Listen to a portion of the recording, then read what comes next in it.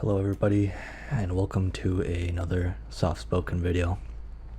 In this one, I wanted to outline what exactly got me into ASMR in particular, what first sparked that in me, because everybody's got like a different story about it. Some people it's like, haircuts or going to the doctor or something. A lot of people it's Bob Ross being the first ASMR experience that they ever had. But I haven't heard anybody talk about this one in particular. And I didn't want to do it off the cuff, so I wrote down a script for the whole thing. So it's not going to be necessarily how I talk normally. It's going to be, a yarn, I guess you could say. It's not going to be some casual video. I got the whole thing written down. I'm not going to just go off the cuff, because I feel like that would be a bit, I felt like I had to actually collect my thoughts and punctuate it properly and everything like that.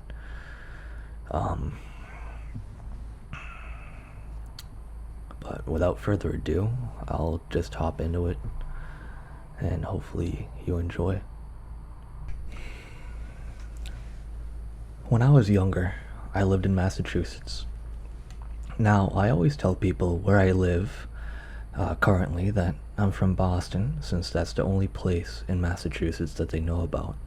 But I'm really from Plymouth, America's hometown. Now, back then it was a lot quieter and less developed than it is today, just some short years later. We really did have a quaint New England village feel in town, similar to Amity in Jaws. That Amity itself was shot on Edgarstown and Martha's Vineyard, also in Massachusetts. I personally had the pleasure of visiting a couple times. Not much going on in the place, Plymouth that is, besides little tourist shops, woods, and pilgrim-themed tourist attractions. So naturally, with nowhere else to take a kid, my family frequented museums of all sorts around Plymouth for entertainment, and I developed not only a passion for history and learning, but the simple act of visiting museums themselves. My family wasn't particularly wealthy, but we were decidedly middle class in the 90s and 2000s, back when that meant something. My father worked hard to provide the American dream for us, white picket fence and all. He always wanted that storybook image when I was little. We did every American activity: camping, fishing, hunting, cookouts. Hell, I was even in the Boy Scouts. The most cherished activity was the day trip to Boston. Frequently this took place on Saturdays, even though he often worked on Saturdays, and my mother and I would board the T, she hated driving in the city, early in the morning and make an almost magical journey by rail into South Station. You must remember, at that age, almost everything operated upon magic as opposed to worldly principles.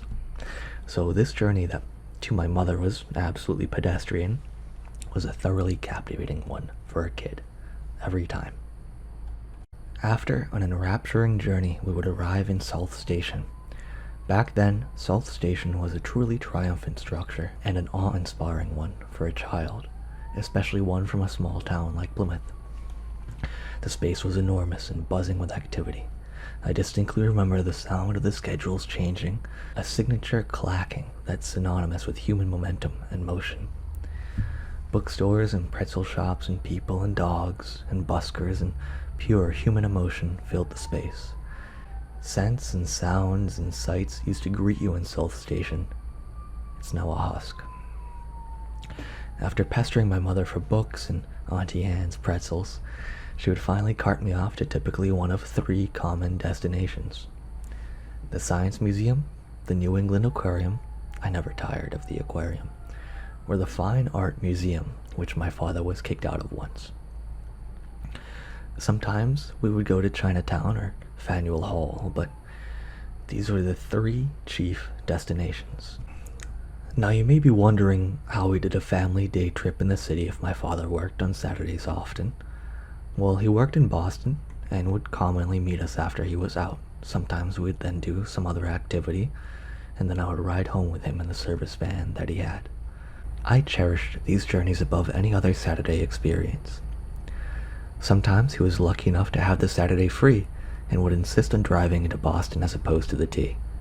I much preferred the train, though I greatly preferred having the three of us together in these places, as my father seemed to know almost everything there was to know about anything, and it was my wont to ask him the way of the world, as opposed to reading the displays. Now one day my father wouldn't be meeting us in this destination at all, and it was an altogether unfamiliar one to me, with a foreign concept. My mother and I were headed to the MIT Museum for an exhibit on a then unknown sculptor to me by the name of Arthur Gansen. Now I won't pretend that I have researched this man in any way over the course of the years and that I know much about him whatever, but it was that day his work made a profound impact on my life. Gansen apparently was patronized by MIT in some capacity, as he both ran competitions for them and frequently had single-man galleries in the space. It was pure chance that we happened to walk into the place at all, as I assume my mother had no idea who the sculptor was, and we never went back to the MIT Museum since. What was displayed in the halls of the museum made a profound impact upon me. Gansen produced kinetic sculptures, as they are called, handmade affairs aside from the motors and some visual elements of the sculptures. The presentation in the hall was almost one of a sacrament. Low lights, strange winding paths, pieces around every corner and some occupying entire walls.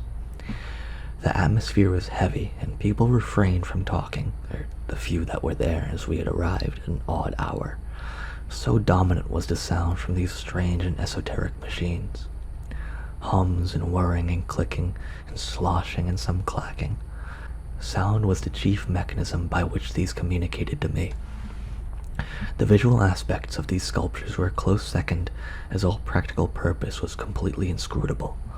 The noise completely filled the space as if 1,000 small mechanical men were all working some delicate task unique to each station.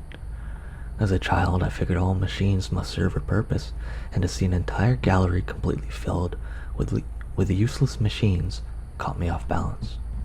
I had never considered machinery art in any capacity, or wonders perhaps, but never art. Yet here was an entire gallery of impotent machinery presented as such, and it wasn't merely the visual aspect that one could consider artistic. It was through these useless mechanisms that the sound was presented, whether it be the gentle hum of an electric motor, the subtle clicking of two imperfectly made gears meshing, or the clacking of eggshells together, or even the subtle groaning of a turntable and the tapping of metal or wooden legs upon a surface. The most enrapturing of these proved to be his machine with oil, machine with artichoke pedal, and 23 scraps of paper, combining subtle and meditative sounds with striking visual elements. Machine with oil is an interesting piece, some 2 foot in height with a central gear. A smaller gear orbits the central one, and upon the center of that gear an arm is attached, with a bucket affixed to the end of that arm. The bucket is brought beneath the surface of a trough of oil that the entire sculpture is suspended over, then begins to travel upward, dripping with oil. When it reaches the zenith of its travel above, the entire assembly dumps to balance upon itself, only to travel back downward, repeating this indefinitely. It hums and groans as if it were alive, and the self-gratifying act it performs holds some philosophical meaning depending on the audience. Machine with Artichoke Pedal is an almost somber piece, where an artichoke pedal engages in a Sisyphean task, walking eternally to the end of a circular road.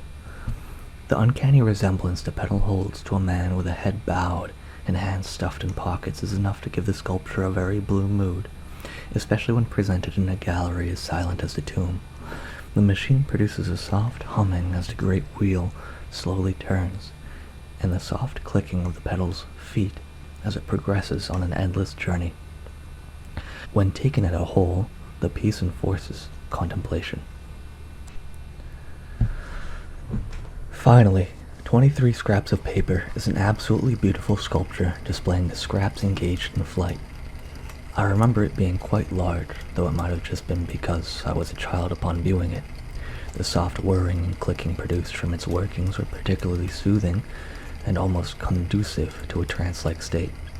Each paper moved to its own designs and plans, gently flapping and even rising and falling, mimicking the seabirds that I had grown so accustomed to. Reframing their movements as such gave me a new respect for the flying rats, at least to their beauty in flight. It was here, in an unknown place filled with such strange objects and atmosphere and separated from the arbiter of truth, my father, that my first experience with ASMR had come about. Not only was it a great discovery, it might have been the first thing I ever came about independently as an interest. I had no words for the feeling and had no interest in discussing it with my mother beyond begging her to buy the accompanying DVD that was being sold at the end of the gallery. This DVD contained the compiled works of Gansen put to film and some of the crafting process. Gansen never speaks in the entire film, save for a narration of a flipbook. The works are simply presented to the viewer without any music, and sounds therein so subtle and calming I would frequently find myself watching the DVD simply to sleep or relax or to decompress after a hard day. It might beg the question if the sounds were intentionally crafted to any degree, and I feel as though they must have been. At the very least, made to be unobtrusive to the viewing experience of the sculptures. I feel as though he might have ensured some produced an auditory profile to induce some contemplative meditative state, or at least acknowledged it at some point.